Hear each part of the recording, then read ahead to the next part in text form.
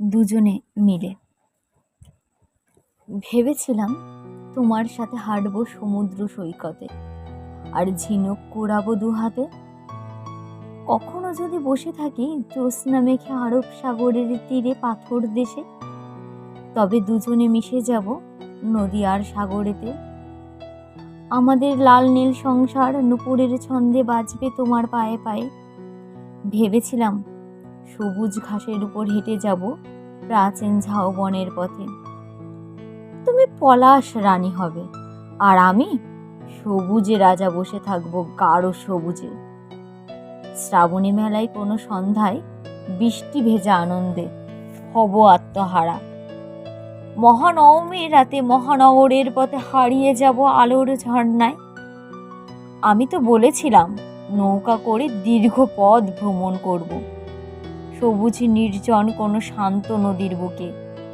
তোমার রূপের মুগ্ধতায় আমলিন হয়ে বাসা বাঁধব সবুজ পাহাড়ের দেশে।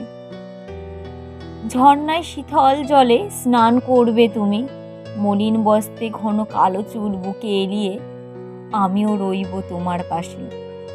তোমার ঢেউ দেশ ছুঁয়ে হলুদ জ্যোৎস্না রাতে হারিয়ে যাব গল্পের নীল বন্দরে। সেখানে জীবন সমুদ্র সৈকতে বড়ই বিচিত্র রূপে। সাগর পাড়ে পূর্ব আকাশে আলো আলোয় তোমার সোনার শরীর ঝলমলিয়ে উঠবে। এমনই ভাবে কেটে যাবে আমাদের পাহাড় থেকে শহর, গ্রাম পেরিয়ে সবুজ প্রান্তে দুজনে মিলে। গঙ্গার পাড়ে একটা পশ্চিমী বেলা, তিলোত্তমার ইতিহাসে বিস্মিত দু চোখে।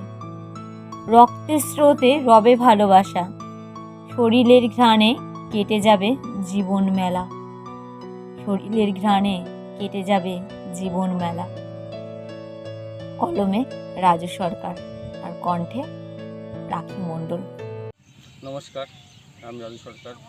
সকলকে আমার কবিতার মুখ ইউটিউব চ্যানেলে স্বাগত।